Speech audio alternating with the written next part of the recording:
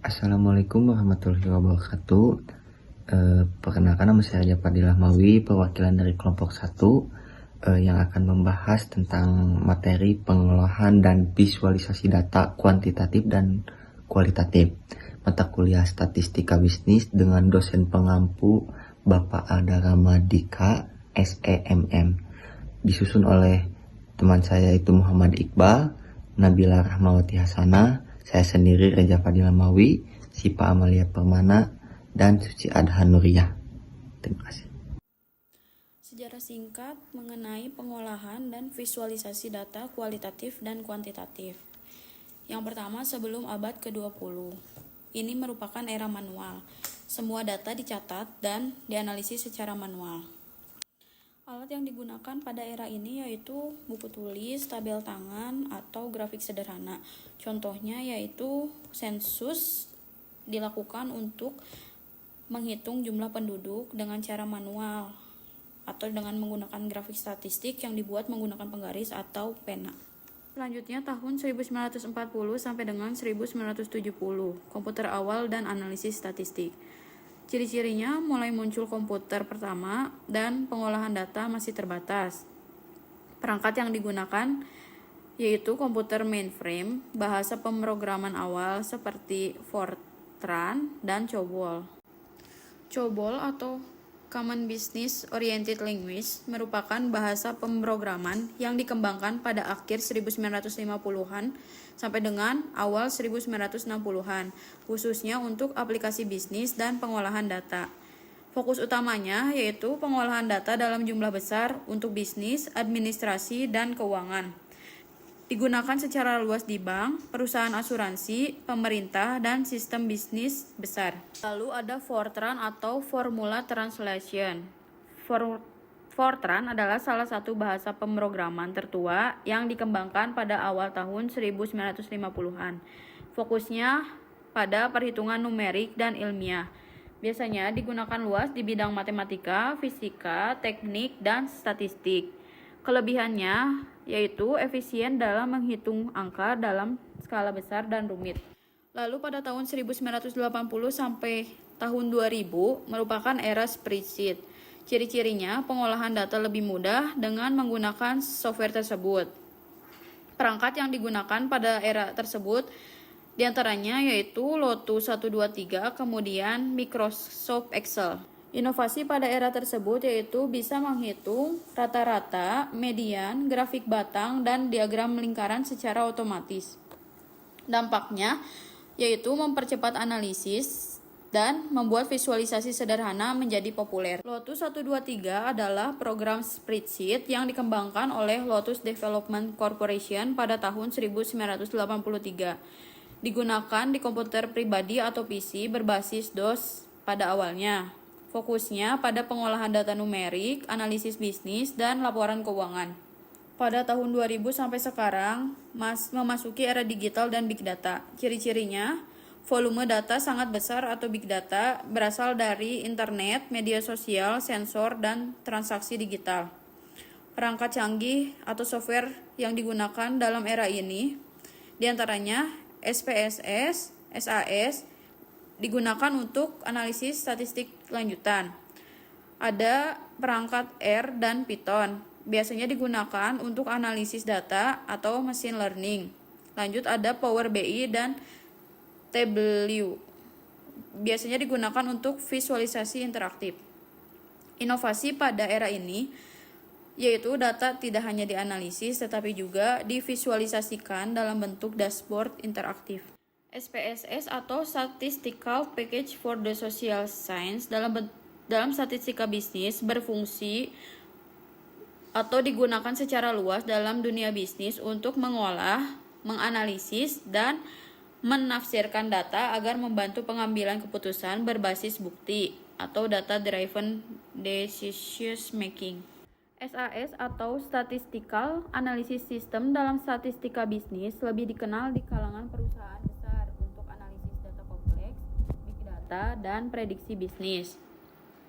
Biasanya digunakan di dalam sektor perbankan, asuransi, kesehatan, dan manufaktur. R software dalam statistika bisnis. R adalah bahasa pemrograman dan lingkungan statistik open source yang sangat kuat untuk analisis data, visualisasi, dan model statistik. Biasanya banyak digunakan oleh analis data, peneliti, dan ekonom untuk pengolahan data bisnis. Power BI dikembangkan oleh Microsoft dan diperkenalkan pada tahun 2014, berfokus pada business intelligence atau BI, visualisasi data, dan dashboard interaktif. Bisa mengolah data dari berbagai sumber termasuk Excel, database, dan layanan cloud. Lalu ada Tableau. Tableau ini dikembangkan pada tahun 2003 oleh mantan peneliti di Stanford University. Fokus utamanya yaitu visualisasi data dan business intelligence, memungkinkan pengguna membuat dashboard interaktif dari berbagai sumber. Pengertian data. Data adalah sekumpulan fakta, angka, atau informasi yang digunakan sebagai dasar pengambilan keputusan.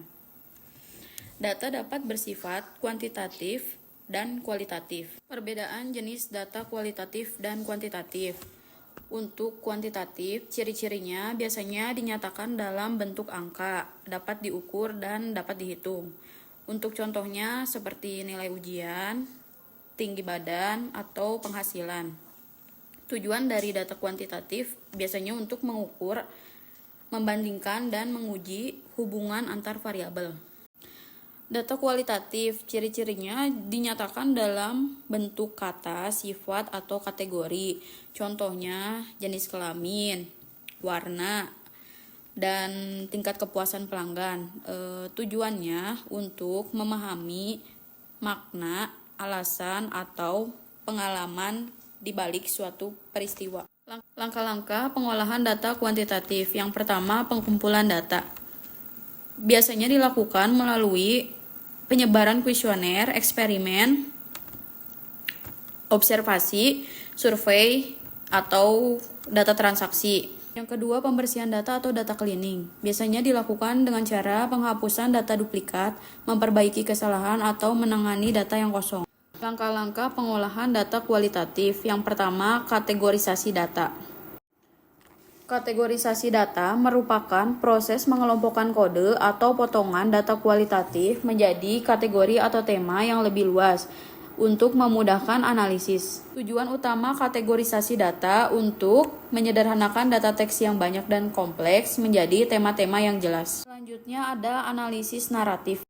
Analisis naratif merupakan metode pengolahan data kualitatif yang mengubah informasi berupa teks, wawancara, atau cerita menjadi narasi tertulis. Tujuan dari analisis naratif untuk menceritakan kembali data dalam bentuk cerita atau deskripsi yang sistematis. Analisis naratif berfokus pada makna, pengalaman, dan perspektif subjek. Selanjutnya coding merupakan proses menandai, memberi label, atau mengkategorikan potongan data kualitatif berupa teks, wawancara, atau observasi agar mudah dianalisis. Tujuan dari coding yaitu untuk mengidentifikasi makna, pola, atau tema dalam data.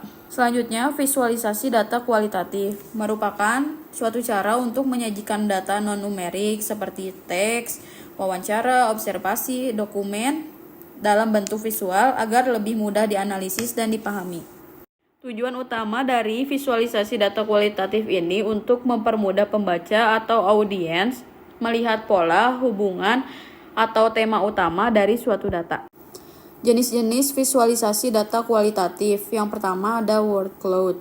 Fungsinya untuk menunjukkan kata yang paling sering muncul. Lalu ada diagram teknik, berfungsi untuk menunjukkan hubungan antar kategori atau tema. Ada peta pikiran, fungsinya untuk menggambarkan ketertarikan ide, kategori, dan tema. Lalu ada diagram alur, fungsinya untuk menunjukkan proses atau urutan kejadian. Selanjutnya ada network diagram atau konsep map, fungsinya untuk menunjukkan hubungan kompleks antar tema atau kode.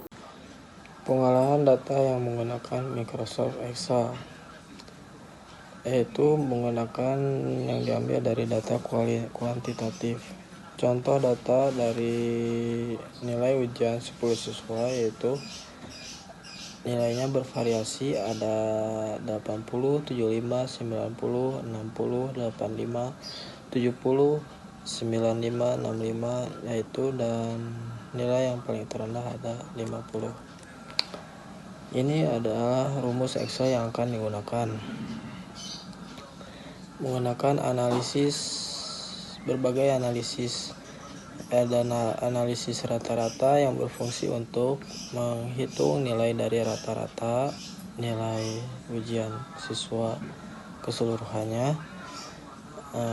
Lalu ada median, menentukan nilai tengah, modus untuk menentukan nilai yang paling sering muncul, nilai maksimum yang berfungsi untuk menemukan nilai yang tertinggi dari keseluruhan siswa, nilai minimum untuk menemukan nilai terendah, dan standar deviasi yaitu untuk mengukur sebaran dari data. Visualisasinya di Excel yaitu dengan menggunakan blok data keseluruhan siswa, nama dan nilainya, lalu klik insert, lalu pilih chart dan pilih kolom chart. Hasilnya yaitu pilih grafik batang untuk perbandingan nilai dari keseluruhan siswa dan nilainya akan terlihat. Lalu pengolahan data menggunakan Microsoft Excel menggunakan data kualitatif. Contoh datanya ada tingkat kepuasan dari keseluruhan pelanggan. Responden yang diambil dari 7 responden dengan kategori kepuasan: puas, sangat puas, cukup puas, tidak puas, puas, puas, sangat puas.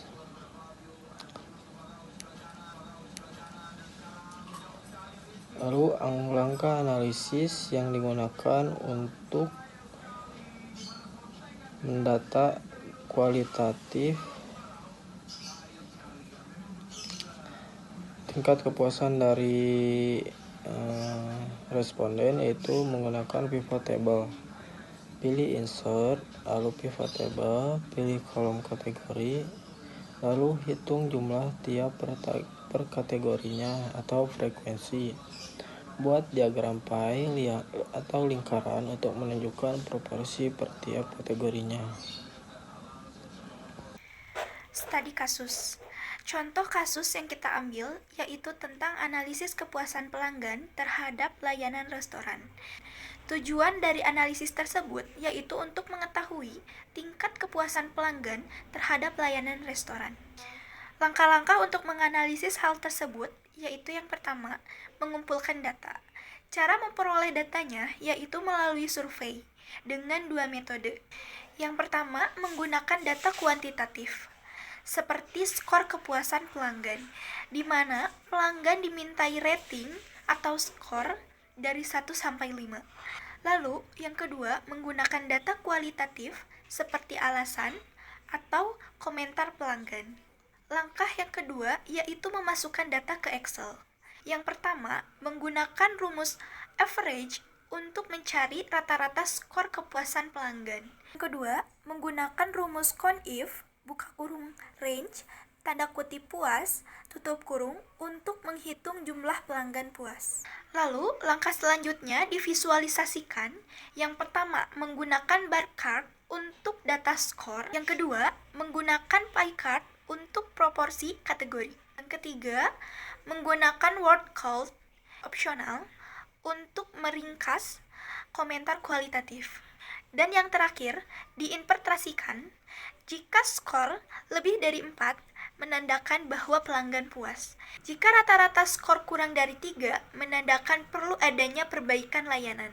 Selanjutnya ada anatomi data, komponen, dan kaitannya. Yang pertama, ada unit analisis.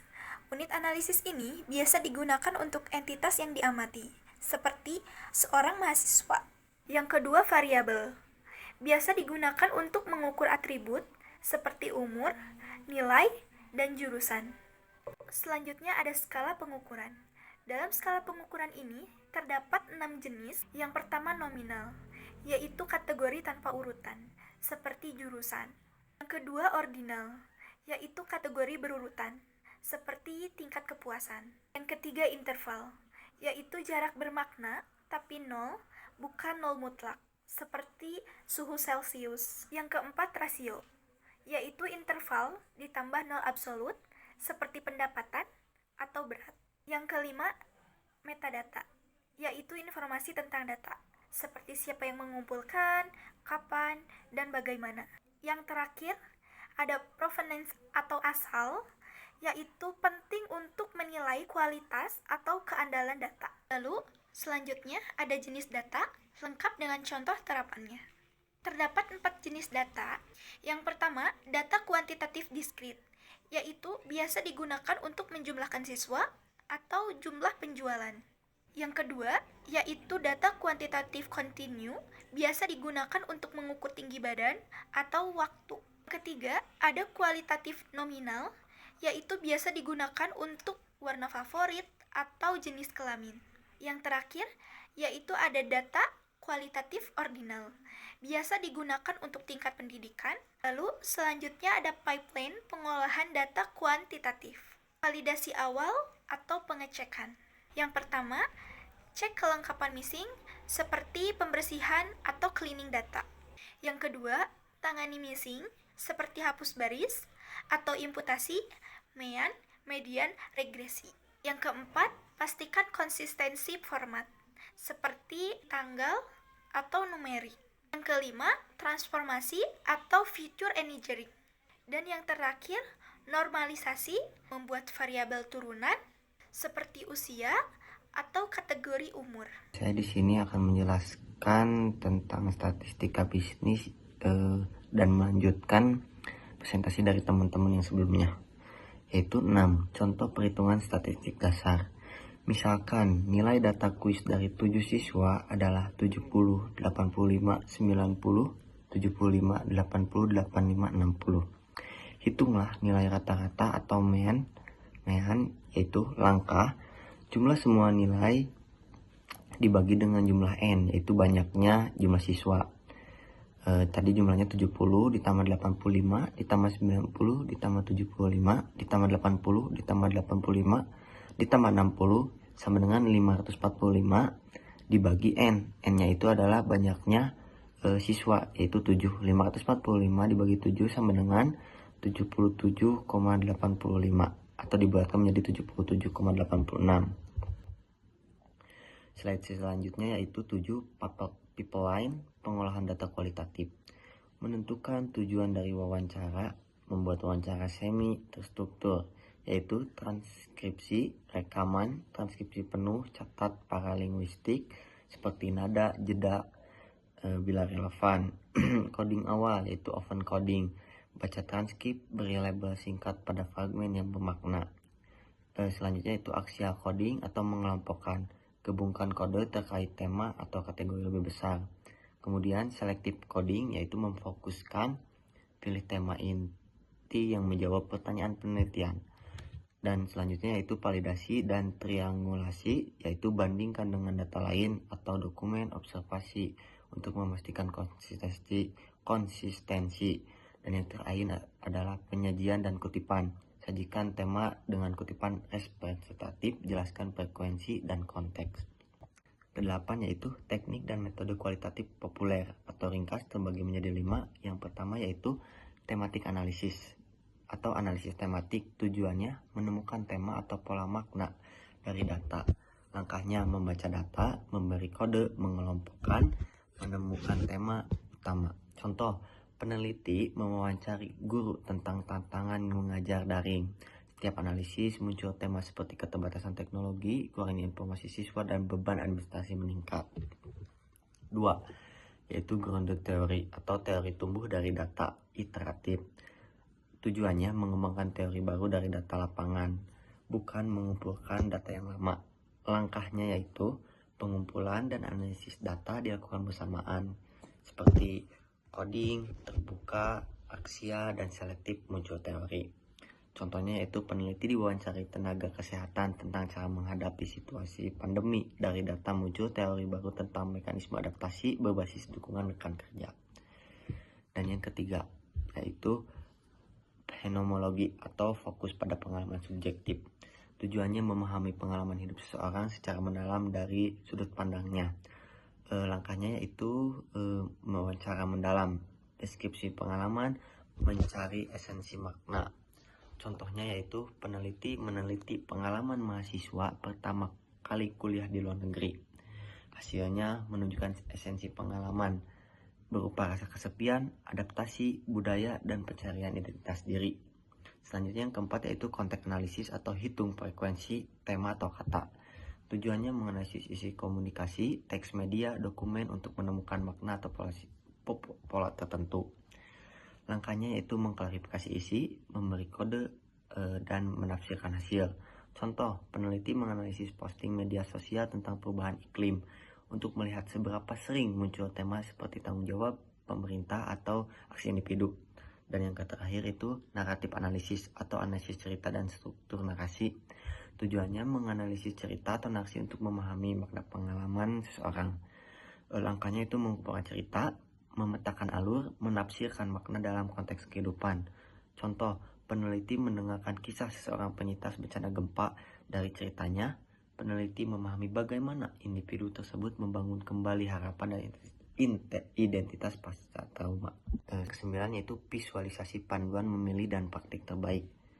Bandingkan kategori atau bar chart, distribusi histogram atau box plot, proporsi pie chart atau hemat penggunaan atau stacked bar, tren waktu yaitu line chart, relasi dua variabel scatter plot, data kualitatif thematic map, word cloud, jaringan konsep, praktik visual yang baik, satu pesan per grafik, fokus pada insight utama, label jelas, sumbu satuan, judul informatif, penggunaan warna, gunakan palet yang dapat diakses, kontras tinggi, skala yang tepat, jangan manipulasi sumbunya untuk menyesuaikan, berikan konteks, sampel ukuran, periode waktu, sumber, sederhana, hilangkan elemen yang tidak perlu, interaktivitas atau opsional, filter, hover tulip untuk dashboard. Dan yang ke-10 ada tools dan perangkat lunak atau singkat menurut kategori dibagi 5 juga. Yang pertama spreadsheet, yang kedua statistik dan modeling, yang ketiga visualisasi,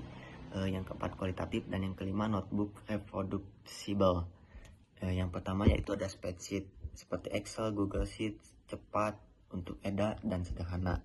Dan yang kedua ada statistik dan modeling seperti R, T-Span, Python, Pandas, NumPy, Scikit-learn. Yang ketiga visualisasi Matplotlib, Seaborn Python, ggplot2, R atau Table atau Power BI. Yang keempat ada kualitatif NPPO, Atlas TI, manual coding di spreadsheet. Dan yang kelima ada notebook reproducer seperti Jupyter, R Markdown. Penjelasannya yang pertama ada spreadsheet. Fungsinya untuk mengolah, menghitung, dan menganalisis data sederhana. Kemudian yang kedua ada statistik dan modeling, fungsinya untuk analisis statistik, regresi, pemodelan prediktif, dan simulasi data. Yang ketiga ada visualisasi, fungsinya yaitu untuk menampilkan data dalam bentuk grafik, dashboard, atau infografik. Dan yang keempat ada kualitatif, fungsinya untuk menganalisis data non-numerik seperti teks, wawancara, atau catatan lapangan. Dan yang terakhir ada notebook reproducible, yaitu fungsinya menggabungkan kode, data, analisis, dan penjelasan dalam satu dokumen interaktif yang bisa dihitung atau diulang. Saya Nabila Mutiasana dari kelas B24 dengan MPM 10, 12, 41, 20. Saya di sini akan menjelaskan atau melanjutkan presentasi dari teman saya yang sebelumnya. Saya di sini akan menjelaskan tentang validitas, reliabilitas, dan etika data. 3 pilar ini adalah fondasi untuk menentukan apakah data yang kita kumpulkan atau analisis yang kita hasilkan ini nanti berkualitas, bisa dipercaya, dan dapat dipertanggungjawabkan. Langsung saja ke poin yang pertama adalah validitas. Sederhananya validitas ini seperti apakah kita benar-benar mengukur apa yang akan kita ukur. Contohnya seperti ini. Kita akan mengukur kepuasan kerja. Apakah kuesioner yang kita buat itu benar-benar untuk kepuasan kerja atau malah jangan-jangan kuesioner ini untuk mengukur loyalitas karyawan. Nah, data yang dihasilkan ini harus tepat sasaran atau harus valid. Yang selanjutnya adalah tentang reliabilitas. Ini adalah tentang kekonsistenan. Pertanyaannya seperti ini, jika pengukuran ini kita ulang dalam kondisi yang sama, apakah hasil akan tetap stabil atau konsisten? Data yang reliable adalah data yang dapat diandalkan. Jika alat ukur kita misalkan adalah kuesioner, nih diberikan kepada orang-orang yang sama di waktu yang berbeda dan hasilnya jauh berbeda dari yang sebelumnya, maka reliabilitas ini patut dipertanyakan. Dan yang ketiga adalah bias sampling. Bias sampling ini sangatlah penting. Karena apa? Karena kita harus memastikan sampel ini adalah tepat atau akurat. Artinya sampel yang kita ambil ini benar-benar mewakili seluruh popularitas yang ingin kita teliti. Jika kita ingin meneliti tentang preferensi belanja online di Indonesia, tapi kita mengambil sampel yang di Jakarta, maka data yang kita dapat ini adalah bias. Kesimpulannya, data bias ini adalah data yang menyesatkan. Karena itu teknik pengambilan data ini harus tepat agar hasilnya juga tepat dan tidak bias. Dan yang terakhir adalah dan yang mendasar di era sekarang adalah privasi dan etika. Saat kita mengumpulkan data, terutama data manusia, kita memiliki tanggung jawab yang sangat besar. Kita wajib melakukan anonimisasi, artinya menghilangkan identitas pribadi dari data tersebut. Kita harus mendapatkan izin partisipan atau konsen yang jelas sebelum mengambil data mereka. Dan tentu saja kita harus memastikan menyimpan data yang aman dan mencegah terjadinya kebocoran data. Dengan menjaga keempat elemen ini, validitas, reliabilitas, menghindari bias, dan pengunjungan tinggi etika, kita bisa memastikan bahwa analisis yang kita lakukan tidak hanya akurat secara teknis, tetapi juga kuat dengan metode dan tanggung jawab secara moral. Selanjutnya saya akan menjelaskan tentang mereview atau menceklis lengkap yang wajib kita lakukan sebelum melakukan publish laporan. Tujuannya untuk apa sih? Untuk memastikan kevaliditasan dan kualitas dari penelitian yang kita lakukan, baik itu menggunakan data kuantitatif maupun kualitatif. Yang pertama adalah data kuantitatif. Ada 5 hal yang harus kita pastikan atau perhatikan. Yang pertama adalah sumber data terdokumentasi. Apakah kita sudah mencatat dengan jelas dari mana data yang kita hasilkan atau yang kita dapatkan, apakah sumbernya itu valid atau kredibel. Ini adalah pondasi paling utama dari seluruh analisis yang akan kita lakukan. Yang kedua adalah missing value. Apakah data yang hilang, apakah ada data yang hilang atau yang kosong? Kita harus pastikan semua missing value sudah ditangani dengan metode yang sangat tepat. Dan yang lebih penting adalah proses penanganan itu kita harus dokumentasikan dalam suatu laporan. Dan yang ketiga adalah outlier atau data pencilan. Kita harus mengidentifikasi data-data ekstrim ini dan memutuskan apakah data tersebut akan ditangani, diverifikasi atau mungkin dihilangkan dengan justifikasi yang sangat kuat. Dan yang keempat adalah asumsi statistik. Jika kita menggunakan analisis inferensial seperti regresi, kita wajib menguji asumsi-asumsi dasarnya, misalnya uji normalisasi, linearisasi, atau multikolinerasi. Yang terakhir adalah visualisasi. Pastikan semua grafik dan tabel kita jelas, mudah dibaca atau mudah dipahami oleh pembaca, dan setiap grafik itu harus diberikan konteks. Percuma kalau kita membuat grafik tapi tidak ada konteksnya, maka tidak akan ada berarti apa-apa bagi pembaca.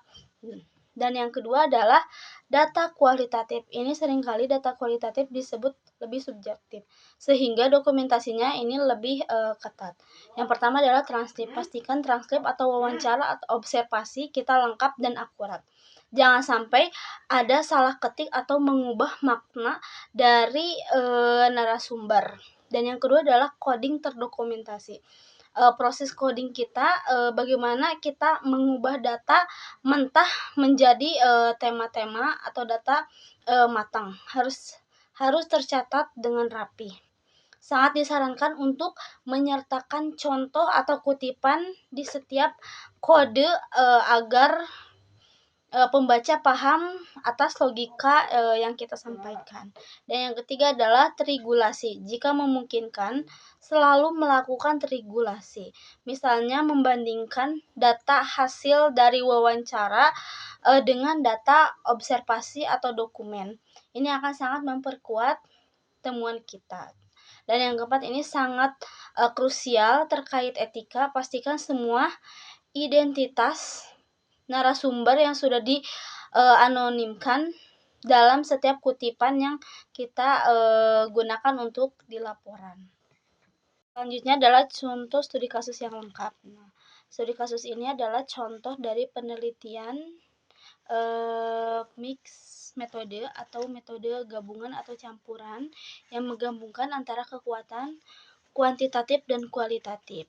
Nah, mari kita lihat skenarionya. Studi kasus ini untuk bertujuan untuk apa sih? Untuk memahami kepuasan mahasiswa terhadap pembelajaran daring. Yang pertama adalah metode kuantitatif. Kita akan menyebarkan survei 50 mahasiswa untuk mengukur tingkat kepuasan mereka dari skor 1 sampai 5. Nah, yang kedua adalah kualitatif. Kita tidak berkutit dengan angka saja, tapi kita akan melakukan wawancara yang mendalam pada 10 mahasiswa untuk menggali alasan apa sih mereka memberikan skor tersebut. Selanjutnya, bagaimana sih kita akan mengolah datanya? Yang pertama adalah langkah kuantitatif. Kita mulai dengan membersihkan data survei, lalu kita hitung statistika dasarnya seperti mean atau rata-rata dan distribusinya. Di sini juga kita bisa melakukan analisis lanjutan, misalnya melakukan t-test untuk melihat apakah ada perbedaan kepuasan dari angkatan baru dengan angkatan sebelumnya atau angkatan yang lama. Kemudian adalah langkah kualitatif. Kita mentranskip semua hasil wawancara yang kita lakukan. Dari transkrip itu kita akan melakukan coding untuk mencari tema-tema yang berulang. Akhirnya kita akan menemukan 3 temuan utama yang dikeluhkan oleh mahasiswa selama pembelajaran daring. Yang pertama adalah dari koneksi internet nih. Dan yang kedua adalah dari metode pembelajaran yang kurang variatif, dan yang terakhir adalah kurangnya materi yang interaktif. Selanjutnya di sini letak kekuatan mix metode, yaitu di tahap sintesis atau penggabungan. Yang pertama adalah data kuantitatif. Kita memberitahu apa dia bilang rata-rata kepuasan mahasiswa adalah 3,2. Angka ini dikatakan cukup rendah, tapi angka ini tidak diberitahu apa sih alasan kenapa angka ini rendah.